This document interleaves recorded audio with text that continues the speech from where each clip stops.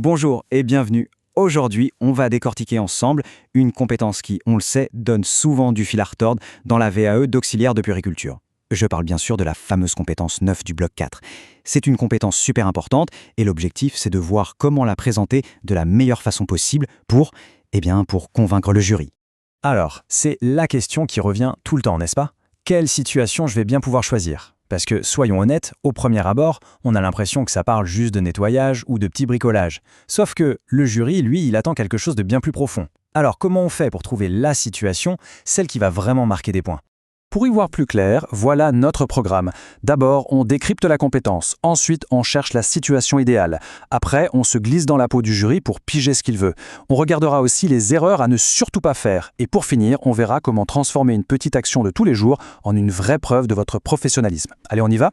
Première étape donc, on décode cette compétence. Et ça, c'est super important de bien le comprendre. On ne parle pas juste de faire le ménage ou de réparer un truc. Non.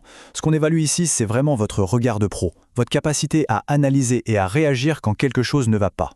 Alors, voilà la définition officielle, tout droit sorti du référentiel. Bon, je vous l'accorde, ça sonne un peu administratif, mais chaque mot a son importance. Regardez bien. Repérer, traiter, anomalie, dysfonctionnement. Vous voyez?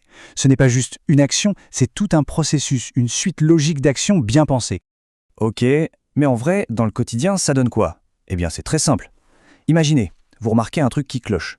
Un appareil qui fait un bruit bizarre, par exemple. Votre premier réflexe, c'est d'agir pour que ça ne soit dangereux pour personne, ni pour les enfants, ni pour les collègues. Ensuite, vous prenez 2 secondes pour vous demander « Bon, qu'est-ce qui se passe? D'où ça vient ?»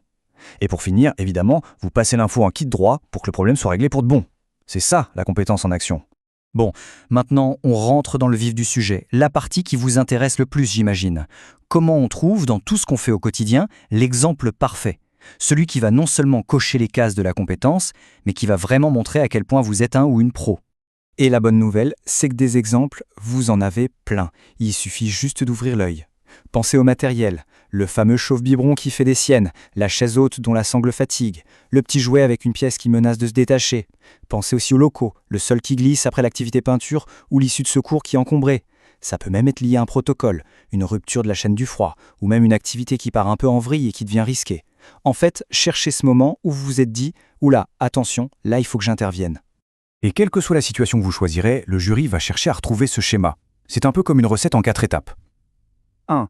Je repère. J'identifie le truc qui cloche. 2. J'analyse. J'évalue le risque. 3. J'agis. Je mets en place une solution, je sécurise. Et 4. Je transmets. Je fais remonter l'info. C'est ça qu'on appelle le réflexe professionnel, et c'est exactement ça que le jury va entendre.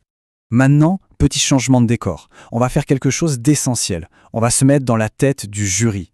Pour réussir, il faut comprendre ce qu'ils cherchent, ce qui va faire tilt dans leur tête quand vous allez parler de cette compétence.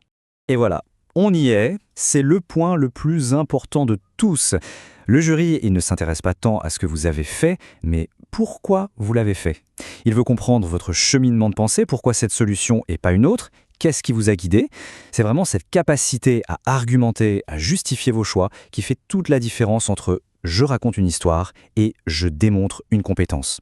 Regardons un peu leur grille de lecture pour bien comprendre. Quand ils parlent de pertinence du repérage, en gros, ils se demandent est-ce que la personne a vu le problème à temps avant l'accident. Pour la conformité, c'est simple, est-ce qu'elle connaît les protocoles et est-ce qu'elle les a suivis? Mais le critère en or, c'est l'analyse critique. Là, c'est le moment de briller. C'est là que vous montrez que vous n'êtes pas juste un pompier qui éteint des feux, mais que vous réfléchissez à la cause pour que ça ne recommence plus. Ok, on sait ce qu'ils veulent entendre. Maintenant, voyons ce qu'ils ne veulent surtout pas entendre. On va parler des pièges classiques, des petites erreurs qui peuvent coûter cher. Les connaître, c'est la meilleure façon de passer à côté. Regardez cette comparaison. Elle est parlante, non? À gauche, la version basique. Le chauffe-biberon est cassé, je l'ai dit. Point. Bon, c'est bien, mais ça ne montre pas grand-chose. Et à droite? Ah, à droite, c'est autre chose. On a une démonstration de compétence. J'ai remarqué que, j'ai immédiatement débranché, j'ai mis une affichette pour la sécurité. Vous voyez toute la différence? D'un côté, une simple action. De l'autre, une analyse complète, sécurisée et professionnelle. C'est cette richesse de détails que le jury attend. Donc pour résumer, les pièges à éviter, c'est quoi? C'est de décrire sans jamais expliquer le pourquoi. C'est d'oublier de dire « j'ai évalué le risque pour la sécurité des enfants ». C'est de zapper l'étape cruciale de la communication. C'est aussi de choisir un exemple un peu trop simplet qui ne montre pas que vous avez réfléchi. Et enfin, l'erreur fatale, c'est de ne pas toujours ramener votre action à la finalité de notre métier, la sécurité et le bien-être des enfants. Voilà, on approche de la fin. On a toutes les cartes en main maintenant. Et il ne reste plus qu'à assembler le puzzle pour transformer une simple expérience du quotidien en une démonstration de compétences solide et convaincante. Et s'il y a une chose à retenir, c'est ça. Le jury n'est pas votre ennemi, vraiment. Ce sont des collègues, des professionnels comme vous. Leur seul but, c'est de vérifier que ce que vous racontez est vrai et que ça correspond bien au niveau attendu pour le diplôme. Donc, allez-y en confiance, comme pour une discussion entre pros. Donc, si on devait tout condenser en une seule idée, le point crucial, le voilà, il faut toujours connecter l'action à l'analyse, à la sécurité et à la procédure. C'est ce trio magique qui fait tout. Ce que j'ai fait, pourquoi je l'ai fait et comment je l'ai fait. Si vous avez ça, vous avez tout. Et pour conclure, je vous laisse avec une petite mission. Pensez à votre travail, là, maintenant. Ce petit imprévu, ce petit grain de sable dans la machine que vous avez géré la semaine dernière. Et si c'était lui, votre exemple en or? Essayez de le repenser avec tout ce qu'on vient de se dire. Comment pourriez-vous le raconter pour que ça devienne une preuve irréfutable de votre professionnalisme? Allez, à vous de jouer, la réflexion peut commencer.